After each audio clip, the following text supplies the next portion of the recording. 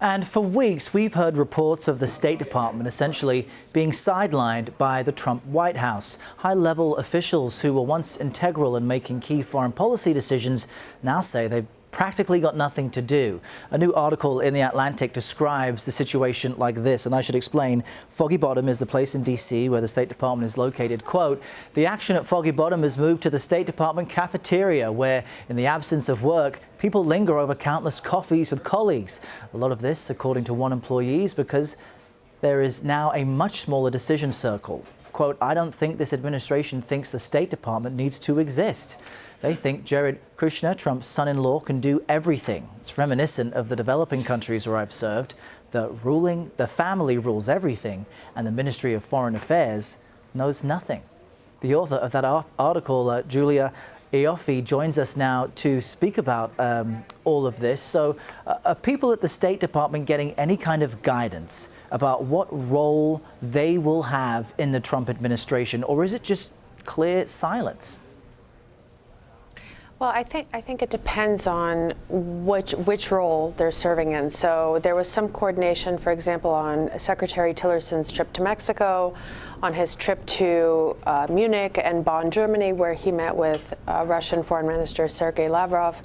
But on the whole, the State Department, including ambassadors and missions abroad, are flying blind. They're not getting much guidance from the White House or from the top of the State Department, and so they're either not doing anything, or they're relying, when they have to respond, for example, press officers abroad or press officers in the State Department who are dealing with foreign language press, they're still fielding a ton of requests. So they're trying to kind of put together something that is from, old Obama era guidance and, what the president said, and trying to square the circle and mix those two together to give something that's vague and true enough. So people are just flying by the seat of their pants because they're not getting much guidance. And there were essentially no mentions of foreign policy agenda goals made by President Trump when he addressed a joint session of Congress a short time ago. There was also an Independent Journal Review article from one of their reporters who was, happened to be at the Trump International Hotel there in D.C. when President Trump tried to ditch the press corps and have a secret dinner by himself. And he noted an interesting scene in which President Trump comes in and Secretary of State Rex Tillerson was at a table to the side having dinner with his wife. So outside of the Trump inner circle, President Trump did say hello to him and they greeted him after Tillerson left. But what is the dynamic then between President Trump and Secretary of State Tillerson? Is it someone who will just be in place and be quiet, or is Rex Tillerson himself itching to get something accomplished here? I think it has yet to be seen. From the people I've spoken to at the State Department, he's new in the building. He's never done government service before.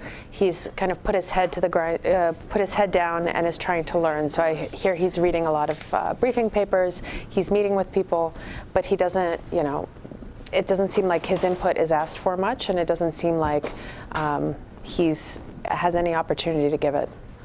And it seems as though this is all purposeful. You wrote about the lack of daily press briefings from the State Department. They've disappeared since Trump's come into office. You say, quote, these briefings weren't just for journalists. They also served as a crucial set of cues for U.S. diplomats all over the world about policy priorities and how to talk about them. With no daily messaging and almost no guidance from Washington, people in far-flung posts are flying blind, even as the pace of their diplomacy hasn't abated. So what are diplomats to do? Again, they have to rely on old Obama-era guidance. They have to think about what the new president has said and try to square it with decades of American foreign policy. They're improvising, they're trying to figure it out, because even the press briefing was really important for foreign posts, because these were signals about how the priorities of the administration and how to talk about them.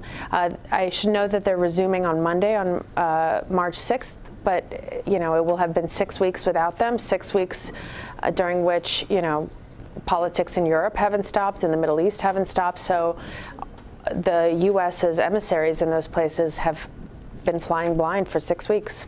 It's a great article. I encourage everyone to read it, and state officials will just have to see how things progress from here. Julia Ioffe, thanks for your time. Thank you.